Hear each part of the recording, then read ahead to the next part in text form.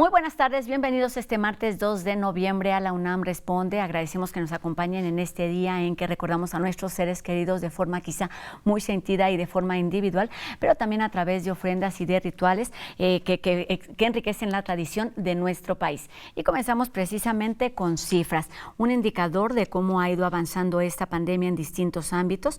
Y es que, por ejemplo, hace unos días la Secretaría de Salud informó que recientemente México ocupa el lugar número 18 entre los países con más casos confirmados de COVID-19 por cada 100,000 habitantes. Una lista en la que se encuentran también Estados Unidos, India y Brasil, por mencionar solamente algunos. Y bueno, también se dio a conocer que nuestro país ocupa el lugar número 8 en términos de los países que más vacunas aplicadas ha tenido hasta el momento. Un balance sobre los distintos indicadores de la pandemia en México.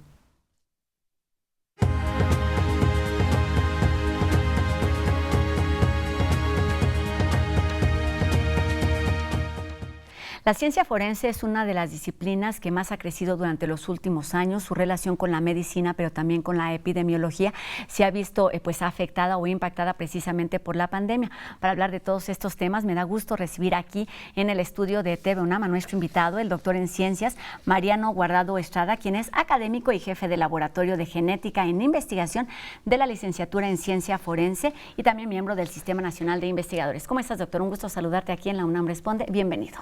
Hola, mucho gusto. Muchas gracias por la invitación y un gusto para mí. Hablar de estos temas, la estudias, pero además das clases, pero además también haces investigación y me gustaría comenzar por ahí. ¿Qué es la licenciatura de Ciencia Forense que se imparte desde hace algunos pocos años en nuestro país? ¿Cuáles son sus áreas de conocimiento y de alcance?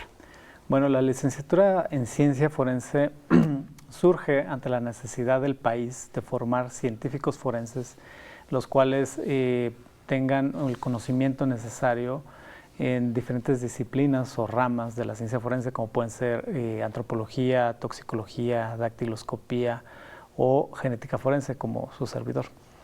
Entonces, todo este conocimiento, lo que se busca es que ellos lo puedan aplicar en la resolución de algunos casos, principalmente, yo siempre digo legales, pero bueno, probablemente tenga otro nombre en el ramo jurídico, pero esto es lo que estos chicos se forman. Entonces, de mi parte es el dar clases de genética forense, que yo creo que es de lo más conocido que hay.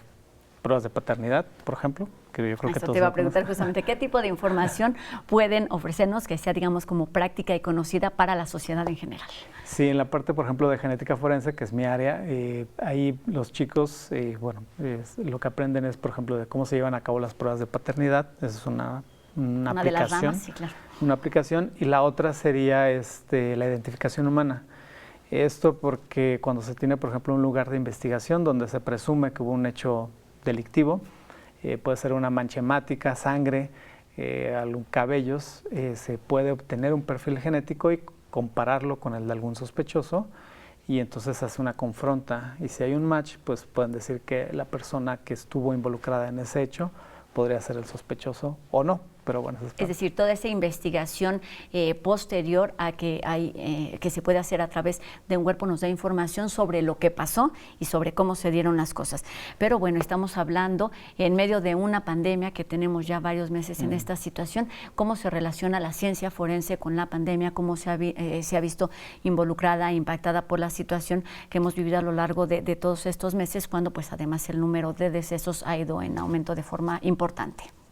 Sí, como bien lo mencionas, realmente uno de los retos principales es cuidar al personal que se encarga de procesar estos lugares de investigación. Y desafortunadamente ellos también están expuestos, al igual que el personal de salud, a ser infectados por este virus, el SARS-CoV-2. Entonces, pese a que ellos tienen, obviamente cuando entran a procesar estos indicios, a recolectarlos, cuentan con equipo especial de protección. Antes de la pandemia, la preocupación principal era que no contaminaran el lugar, pero ahora es que tampoco se contaminen ellos. Las personas, el equipo involucrado. Exactamente, al estar expuestos. Y la otra es por la cuestión laboral, porque, por ejemplo, en el laboratorio de genética, nosotros trabajamos en espacios cerrados, con acceso restringido. Entonces, son lugares donde en un espacio de 2x2 están hasta 5 personas trabajando. y la sana distancia que nos han marcado, pues es difícil de respetar, entonces basta con que alguien se contagie como para que pueda contagiar un grupo. Y eso pues se vio reflejado pararon las actividades de investigación, de recolección de datos. Finalmente sí hubo una disminución, digamos, no es que no hubiera trabajo, sino es que tuvieron que pararlo. Y ahorita platicando con algunas personas que están trabajando directamente en campo, pues nuevamente empiezan a retomar actividades. Desafortunadamente en México, pues como dirían en la cultura popular, el crimen no descansa y desafortunadamente pues sí tenemos una crisis forense muy fuerte. Entonces tenemos personas desaparecidas, hay fosas clandestinas y eso pues no para. Entonces también ese es uno de los principales retos que ha tenido. Y es un poquito el panorama que se vive. ¿Por qué no nos ayudas para entender justo qué sucede en estos procesos? Porque además cada situación es única, pero hay requerimientos, digamos, generales o procedimientos generales que se deben hacer con respecto a un cuerpo para obtener cualquier tipo de datos. Platícanos más o menos cuáles eran antes de la pandemia y cómo se han ido modificando precisamente con esta situación. Sí, bueno, afortunadamente para las personas que procesan estos lugares, el equipo con el que cuentan, que son estos trajes especiales que parecen de astronautas, los Tyvek, ellos... ¿Tyvek? ¿Es el nombre? Okay. Entonces, estos equipos, pues obviamente lo que impiden es que tanto digamos, voy a ponerlo un contexto muy específico, pero las células que tiene la persona que se coloca el traje no puedan ser transmitidas hacia ese lugar, ¿no? Entonces no existe esa contaminación. Además ellos usan guantes para procesar levantar cada uno de estos indicios biológicos y pues obviamente traen sus caretas o sus cubrebocas y tienen que tomar todas las medidas necesarias. Ya una vez que hacen todo el proceso de la colecta, pues... ¿Esto dónde sucede? Justo eso me gustaría entender. Ahora, pues la mayor parte de los decesos se dan en los hospitales o muchas veces en las casas.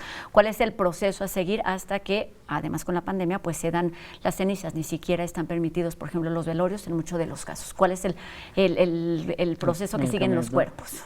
Bueno, en este caso, por ejemplo, si es en un hospital, las autoridades sanitarias de ahí de ese hospital son los que se encargan de disponer o darle esa disposición final a los cuerpos. Entregarlos va a hacer un reconocimiento, llenado de la papelería y finalmente entregar el cuerpo a los familiares para que tenga esa disposición final que se recomienda que sea esta cremación. Para el caso que sean las casas, pues ahí sí tienen que hablar a los servicios forenses, quienes van a determinar cuál fue la causa de fallecimiento de esta persona. Si se presume que fue una infección por COVID, pues me imagino que se le va a dar se le da el mismo trato, obviamente teniendo los cuidados necesarios de limpieza, desinfección, donde se van a colocar el cuerpo y pues obviamente siguiendo todas estas pautas. Ya una vez que se determina la causa de muerte, entonces ya inmediatamente pasa a su disposición final a través de los servicios funerarios, pero ahí la recomendación que se ha hecho con todo esto de la pandemia es que finalmente los cuerpos de preferencia sean cremados. Pero bueno, también uno escucha en las noticias que hubo crisis de los funerarias, que no existían crematorios. No se daban abasto, claro. Entonces por eso dicen, bueno, es recomendable, pero si no existe esa posibilidad también se pueden enterrar. Entonces, siempre y cuando se lleva a cabo todo este proceso de desinfección de las superficies donde haya tocado el cuerpo, ¿no? Te escucho y pienso, vamos, a los rituales que ya tienen ustedes aprendidos y que practican día con día, que es el de cuidar que no se ensucie, que no se contamine la escena del crimen, y con esta pandemia pues el panorama cambió completamente y tiene que ver con el no contagiarnos a nosotros. ¿Qué tanta evidencia, qué tanto conocimiento hay sobre este tema de pues los cuerpos siguen o podrían seguir contagiando aún después de que la persona no tenga vida? Sí, bueno, realmente lo interesante de esta pandemia es que la información que va surgiendo al momento, pues realmente hemos aprendido desde los primeros casos. Hay algunos reportes que se han hecho en autopsias en donde se ha podido recuperar el virus, por ejemplo, en las primeras hasta 48, 72 horas aproximadamente. Esto no significa que el virus sea contagioso, o sea, que te puedas infectar, pero tampoco lo puedes descartar. Entonces, ahí por eso siempre se maneja que cuando hay un procedimiento de autopsia se tiene que llevar a cabo las medidas necesarias. Inclusive hace poquito encontré un reporte donde decían que pudieron recuperar el virus hasta 4 meses después de que hicieron una exhumación de un cadáver. Entonces, el virus ahí está. Hay otro tipo de estudios donde se puede evaluar si todavía sigue siendo contagioso. Aunque se haya encontrado restos del virus. Aunque se haya encontrado, exactamente, porque cuando, por ejemplo, uno fallece, uno podría pensar que inmediatamente cesan las funciones y ya, se para la célula y ya no hay ninguna función vital. Sin embargo, durante el proceso de descomposición existen células o existen algunos tejidos que todavía tienen algunas funciones, aunque sean muy básicas, y a lo mejor el virus podría estar activo. Utilizarlas, ¿no? Es lo que se presume.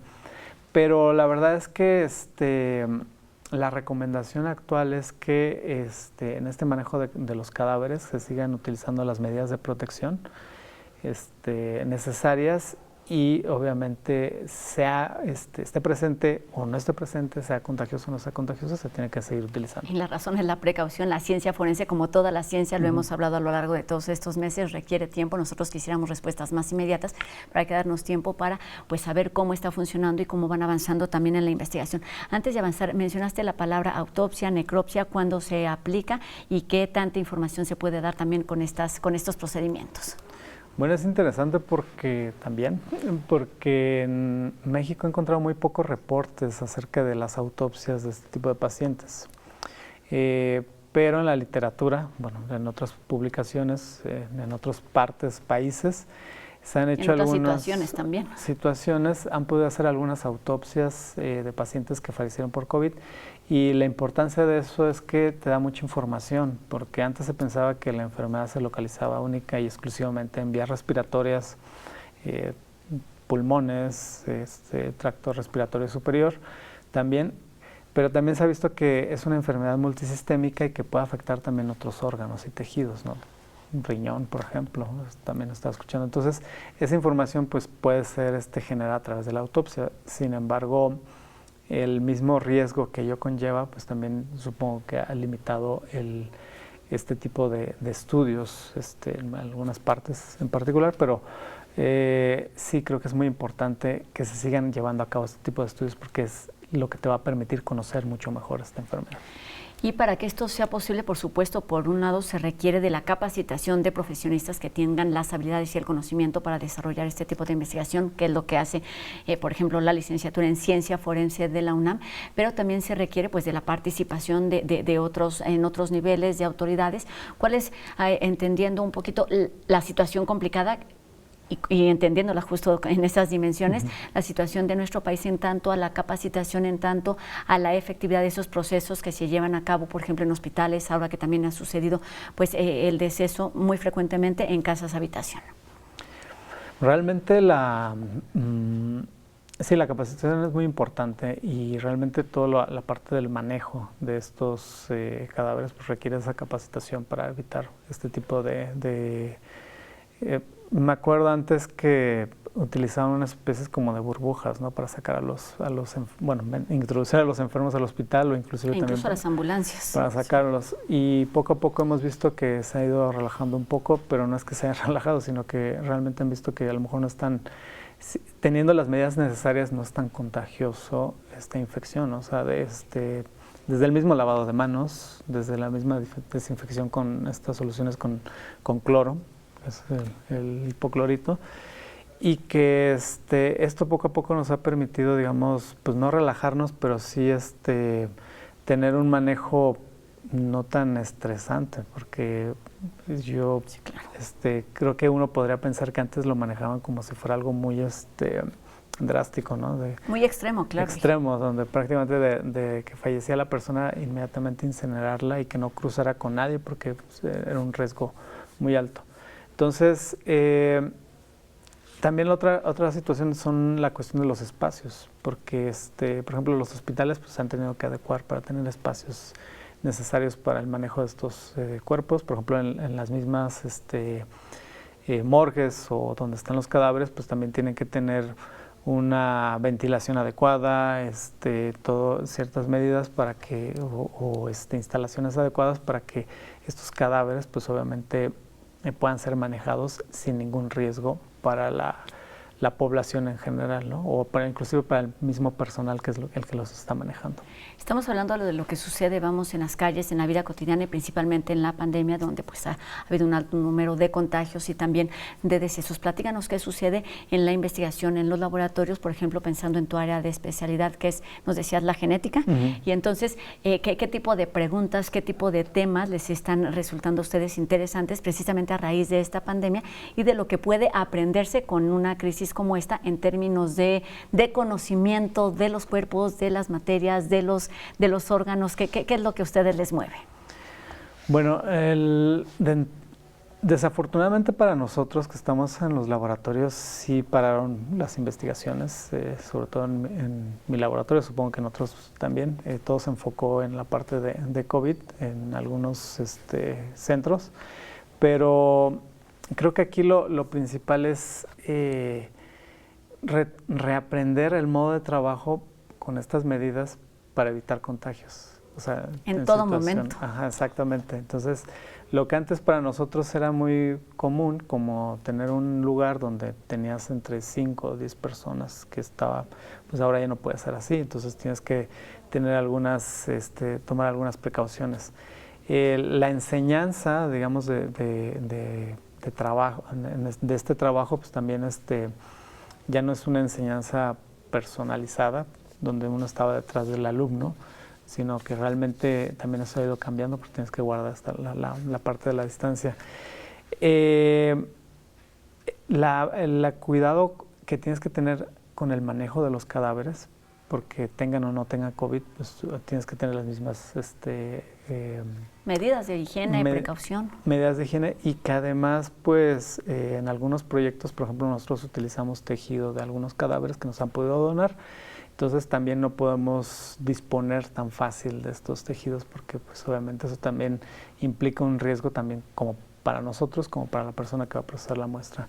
Entonces hemos también tenido que aprender y adecuarnos a esa situación para que poco a poco pues vayamos retomando nuevamente las actividades y que pues bueno, también es importante mencionarlo que este tipo de medidas no es nada más contra el SARS-CoV-2, sino también al manejo de estos cadáveres tú también puedes estar expuesto a otras infecciones, que puede ser, no sé, una hepatitis, VIH, sí, claro, hay etc. una cantidad amplísima de enfermedades que pueden terminar con la vida de los pacientes.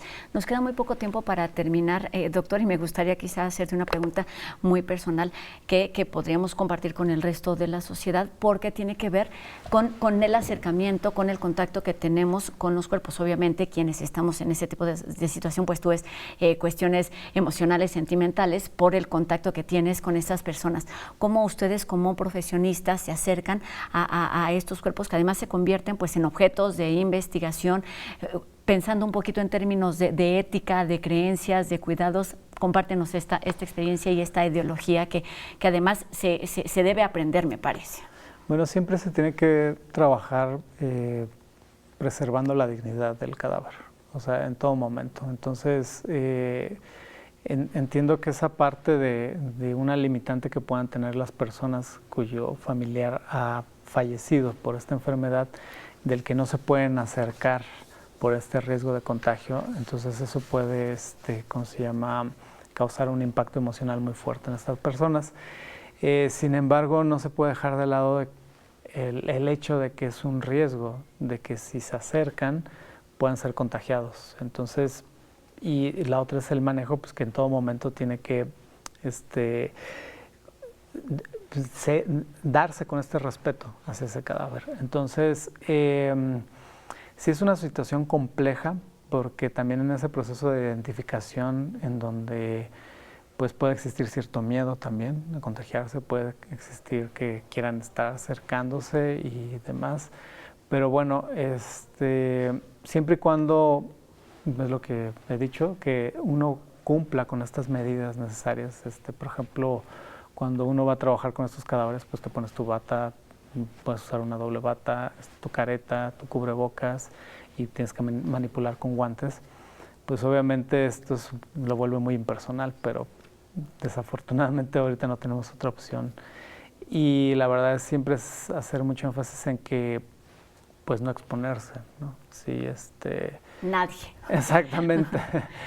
Si está, digo, el personal de salud, el personal forense que pues tienen que hacerlo por cuestiones laborales y porque se tiene que hacer así, pero sin embargo las personas como son familiares o lo que sea, pues la recomendación es no exponerse, ¿no? Exactamente, quizá lo que tenemos que aprender es eso, que ese tipo de contacto también siga siendo cuidadoso y por supuesto respetuoso en todos los sentidos. Hay mucho que aprender de la ciencia forense y seguramente también con el paso de las semanas y de los meses pues irán aprendiendo todas esas relaciones que tienen que ver precisamente con respecto a la posibilidad del contagio después de que la vida se ha ido. Entonces pues estaremos platicando seguramente de estos temas. Doctor en Ciencias Mariano Guardado Estrada, académico de la licenciatura en Ciencia Forense de nuestra universidad. Muchas gracias por estar aquí con nosotros y por compartirnos tu experiencia. No, pues muchísimas gracias y un gusto haber venido. Gracias, bienvenido a la UNAM Responde. Y bueno, seguimos hablando aquí sobre temas de nutrición. Vamos con Majo Gallardo, quien esta tarde nos habla sobre enfermedades cardiovasculares.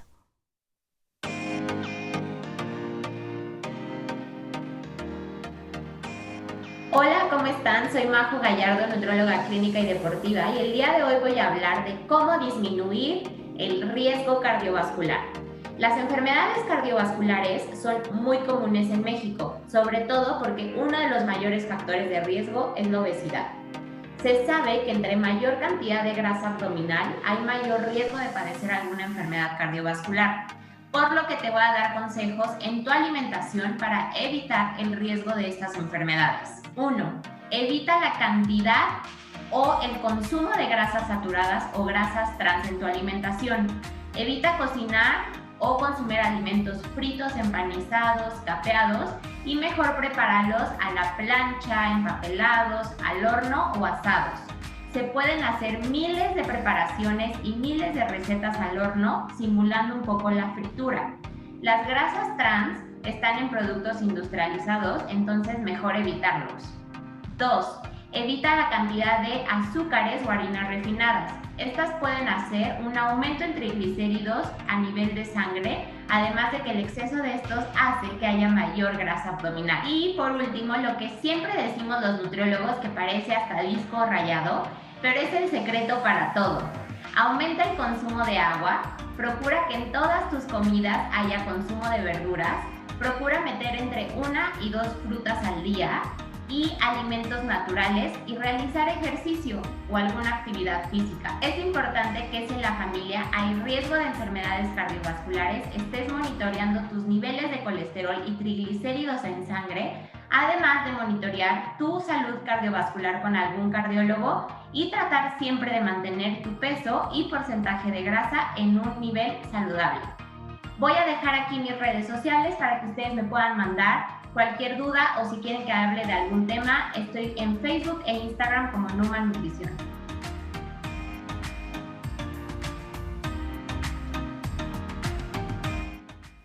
¿Cuál es el sentir de los médicos que han estado en la primera línea de esta pandemia? De esto nos habla y nos comparte algunas ideas Anel Pérez en Si Leo No Me Encierro.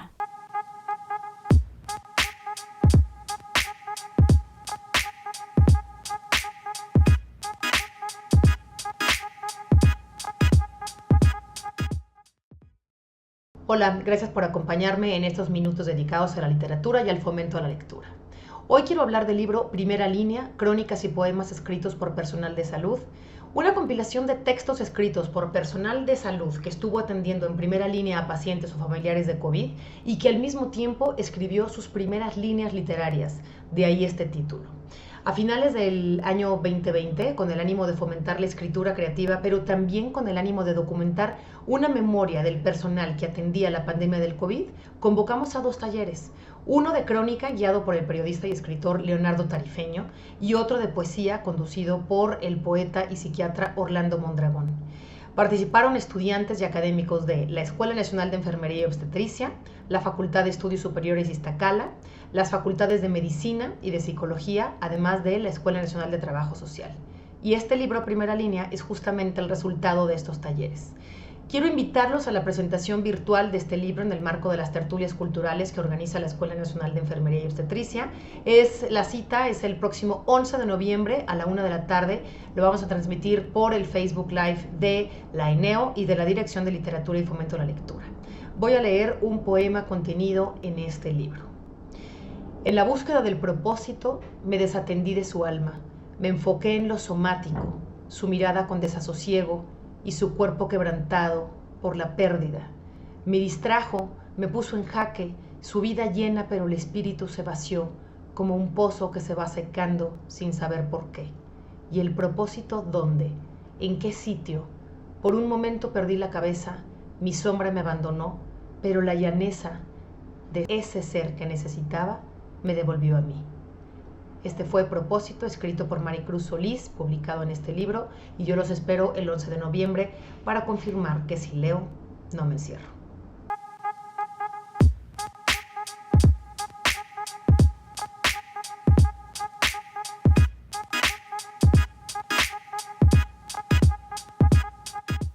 Seguimos atentos a toda esta actividad científica en términos también de ciencias de las humanidades, pero por supuesto también las actividades culturales que nos ofrece día con día nuestra universidad.